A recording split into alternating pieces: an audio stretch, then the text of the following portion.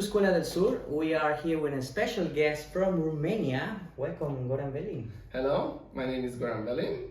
Nice How are to you see you doing? today, Emilio. How are you doing? Good. Everything okay? Today is an amazing day. Yeah, me too. Yeah. We planned this few days ago, this Yes. interview. Thank you so much for being here. Thank you. Thank you for inviting me. It's a pleasure and an honor to be here next to you. Yeah. No, for me it's amazing because we prepared this interview. We have a lot to say from your background. We have a lot of experience for sharing from Romania and US Yes, and that's Dubai. true. Yes. And we have the first question is please tell the people who you are, what is your background in gymnastics?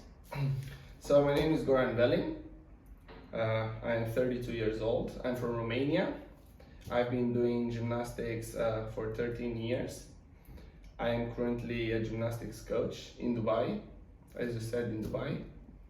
I coached before in the United States of America, and I volunteered as well in Romania before I went to the United States. As I said, I'm a gymnastics coach. I have experience for about 14 years of coaching gymnastics. I first started as a coach with my ex-coach. I was helping him with the classes. When he have overcrowded classes and like this, he would give me, or like he would let me help with some of the drills. This is how I first learned how to coach. Then I coached 4 years in the United States, in New York. And after I came to Dubai, and I coached here in Dubai for another 7 years. This is my 8th year in Dubai. Do you like Dubai? I love Dubai. Me too. I really love Dubai. I love everything about it, actually. Yes. And you are a father? Yes, I am a father, yes. I have a daughter. She's 1.5 years old. Yeah, and together with my wife is as well a gymnastics coach. And we love everything about Dubai. We love the culture, we love the weather, we love that it's family, like community wise, it's good. They always create good conditions for us to do everything we want. We stay entertained the whole time. As you see, in Dubai in the summer it's a little bit hot or very hot, and they still find ways to give us give us possibilities to do these things, you know. So this is why I love Dubai, because it's I feel like it's the land of everything possible. Amazing. Goran, if can I travel on the past with a time machine, how was your beginning in gymnastics? I started gymnastics at 5 years old. When I was at home, I was breaking everything. I was trying myself, handstands and cartwheels, taking the TV down, and you know, the TV was not flat screen as now, you know, it was a big box. So when you hit the TV, you don't know what breaks first, your foot or the TV, you know. So I was jumping in bed all the time. I was doing splits. I even have a picture when I was young. I was before I even started gymnastics, I was 4.5 maybe years old. It was Christmas. No, I was almost 5 actually, 4 days, because my birthday is on the 29th of December. So this was like around Christmas time actually. And I have a picture in splits. And my parents were like, man, we have to take him. Gymnastics. This is 100%, he's gonna turn into a gymnast. So this is how my parents first took me to gymnastics. I met my coach. My first coach, we were like the tryout team, because he just finished his gymnastics career. He was also in the national team of Romania, and he started coaching, and we were his first generation. So we were like the tryouts, kind of learn as you go how to also coach. You know, What city was well? the city is called Timisoara. It's the 3rd biggest city in my country. It's on the west of the country, very close to the border with Hungary and Serbia. The club of gymnastics is called CSS1 Timisoara, and it's a governmental club. We only now started to have some private gyms in our country, but still they are not developed. Like, they don't have the apparatus, like they don't have full floor, they have only one line and like this, so you cannot do high performance gymnastics there. So the high performance gymnastics places in my country, the clubs are governmental. And with the federation. Yes. With the federation, Romanian. Yes, it's by the Romanian Federation, and the government pays for the facility bills and for the coaches and everything. And we did gymnastics for free. So that was another reason why my parents wanted to opt for gymnastics, because, for example, tennis and other sports like the aqua sports, they cost money for you to go. It is expensive. Yeah, and then gymnastics is for free. I was staying active. My parents liked it all the time. I was upside down doing splits all over, and they said, "Yeah, that's it, it's gymnastics. Let's do it." So I started at 5 and a little bit, 5 years and 4 months, something like this. I started gymnastics. I loved every single bit of it. In the beginning, that's what I liked about my coach the most. He always found a way to keep us wanting it. He never let us just, okay, repetition, and like, don't do anything else. You have to stay here. Him coming from a communistic background, it also for him was a little bit hard to adapt to this new gymnastics that my country was transitioning into. I remember talking about this communistic era. I was a little bit naughty one time, and he told me to do like 5 sets of push-ups on the P-bars, and I started doing How many sets? 5 sets of 20. 5 sets of 20, yes. So I do first set, second, the third one I started to struggle a little bit. I started to get tired, Then I go for the first set. The last ones I was like shaking so much. What happens if you don't do it the 5? He said you will restart the whole conditioning from zero, and then again you don't finish your set. We go from 0. He said I have all day, no problem. I can stay here till midnight. I don't have a problem with this. All right, coach. It's because it's governmental, so we could spend time in the gym as much as we wanted and as much as we needed, Like when we're trying new skills and like this, or when we were like back from vacation, sometimes we needed to build, like muscles and back to orientation like this, so the trainings would take longer and nobody would say, hey, it's 8 o'clock, your class is finished. No. You can it's 8:30, 9 o'clock, 9:30, okay, now training is finished. Training is finished. Start to be like your life. Exactly. So I was at the 5 set, and I tried like at around 10. I felt like really my muscles were blocked. I couldn't press anymore, and then I go for 11, and at some point I just fall off the bars. I tried to climb back up. He said, please start all over again. I said, but coach, really, I want to go and try again. And he said, no, you have to restart your conditioning. And yeah, I was a little bit naughty, I admit it. I said, if you think it's easy, go and do it. So he had to apply a correction. Yeah. so I learned, this is another way to talk to the coach. I admit it. Yeah, that day I restarted the whole conditioning. It was a very hard day and long day, I can tell you. That is defined you today. That means what you explain is this situation with your coach told you, okay, who you are. Exactly. Yes.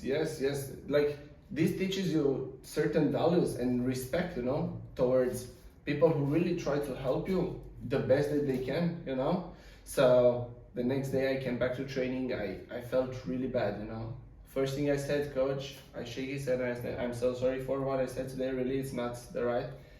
He said, we all learn. It's good that you at least know that you were wrong, because most of the people would not do that. Because it's very easy to say things and then realize, I might have said this wrong or not the right way. Sides. Exactly, yes, both sides, So this way I learned certain values, and also, the respect grows automatically because I felt bad, and then he even he said, this is a really good guy because he came and said, I'm sorry, coach. That means he knows he did wrong, and he didn't come and say, yeah, I was wrong. Sorry, coach, I was wrong. I shouldn't have said that, So this way we build a strong relationship. I still talk to my coach every other day. We call here and there, we video chat. And yeah, we share stories about what happens in my gym. He's still coaching in Romania at the club. They now wanted him to coach the national team of Romania. He's still thinking because he's very family oriented, as I am. So this is another value I learned from him and also from my parents. And he even had the offer to go to Norway to coach the national team. He coached the national team for like 2 to 3 months, and they wanted him to continue, but he said no, sorry. Romania, Romania is where I have to be. It's my family. He has 2 daughters. I have my daughter, and I know how it is, you know. Like even when we travel in Romania, sometimes 2-3 days, my wife and my daughter, they stay in my wife's city, you know, with her grandma and like this, and I feel like, you know, I miss them. I miss them so. I miss playing with my daughter. So really, I feel like this value I learned a lot from my coach and also from my parents. Okay, perfect. Yes. With all this connection with your coach, or how you see the family and the value with gymnastics, the next question is, what is your philosophy of coaching? What means for you be a coach? For me, coaching, I can say this in 2 different ways. Please. Yes. So coaching is not only getting your kids better in gymnastics. You get them to from point A to point B. They were level 1 before, you get them to level 10, and that's it. For me, it's about the journey. That's the philosophy. Every single moment, they have to ask themselves, I want it or I don't want it. When I go in the gym, I feel free. When I step in the gym, you know how the birds fly on the sky and they can go wherever they want? This is how I feel when I coach gymnastics. I feel like really I can go wherever I want. I step foot in the gym and I feel, man, you feel happy, this is me. Your place. This is me. Yeah. And then the journey starts. Every single day I add another file to the journey, another file to the journey. And I look back, I reevaluate the situation, and I ask myself, what can I do better today? Oh, yesterday I was a little bit out of energy. Okay, I need to sleep more maybe. Or maybe I need to change a little bit the exercises. It's not dynamic enough, my class. It's not interesting enough, my class. I feel like I like it. If I do it with passion, the kids resonate and they give me 100% mirror, same thing. When I step foot in the gym, I start. All right, guys, how are you today? Let's do it. What did you do today? You went to school? Oh, did you learn anything new?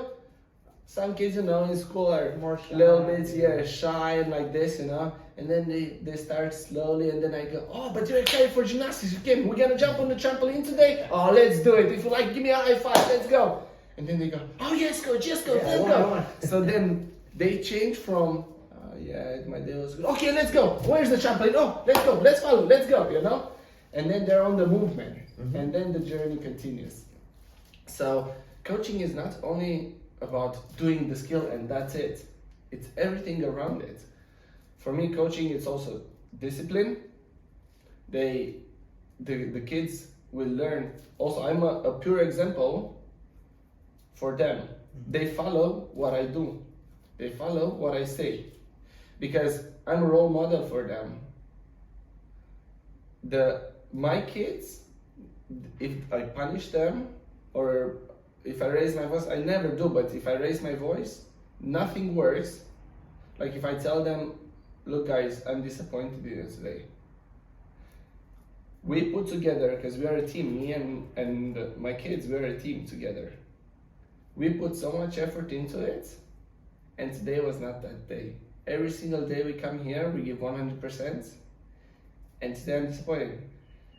They would come back, and without telling them nothing, they start and do, and they say, Coach, can we do more conditioning? Can we do more repetitions? Can we stay longer today? Can we shorten the warm-up?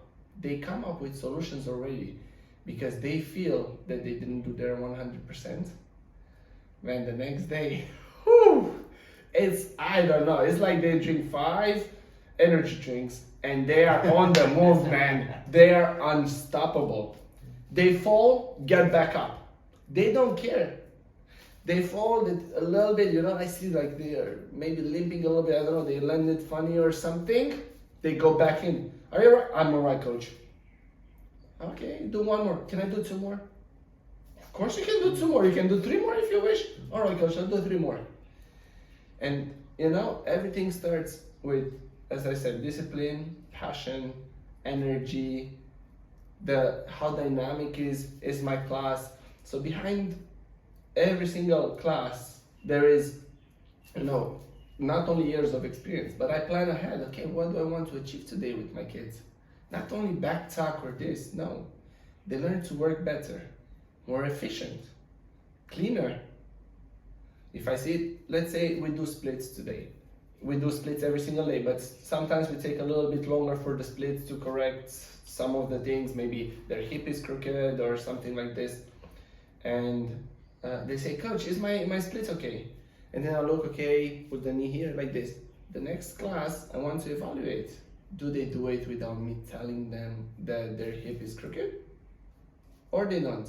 And then I see how the gymnast resonates with me and how do they respond to my training, So behind every single class, I put these things on paper and I say, okay, I want to see this from my kids. And this is one of the things that I see, that if I do a correction, like minor corrections, they will do it the next class. That means that class was successful if they just continue from where they left off, Nice. That means for you, philosophy is a big connection with energy, passion. Yes. All this Discipline. discipline. Yes, discipline. This is the philosophy columns of your. Exactly. These are the pillars that stay behind my training. With a source of technique. Exactly. That's the cherry on top. Then you add the technique. We also always plan from the basics to this. Sometimes we get gymnasts that haven't grown, but some gymnasts that haven't grown in our gym. They're super talented, they're doing some things wrong, and then they got into bad habits, and then they cannot change. But we also get gymnasts from 3 to 5 years old, that they never did gymnastics, and then we ourselves put that, like the techniques, the basics, and everything onto them. Plus, we add the values that I said about my gymnastics philosophy. We build this on them, and when they're older, they already feel these things. They don't think about these things. It's already in them. Inside. It's already inside. And I feel like this is why kids like my classes. They like the energy, but it's also the discipline, when they leave my class. The thing is, many times the parent says, coach, my daughter, this and that. I coach mainly girls. And she don't listen to me. I tell her so many times, and I feel like last time when you told her this, or that, she resonated, she followed what you said, and she thought, oh yeah, that's actually a better way to do things, Can you please have a chat with my daughter, because I don't know what to do anymore, So I really feel like my kids look up to me, but of course I have to be on top of my game, man. Not only for me, for my kids, I feel like really I have to be 100% every single day. Very nice. And I'm ready, Yeah, man. So, what for you mean technique? Like a gymnastic coach?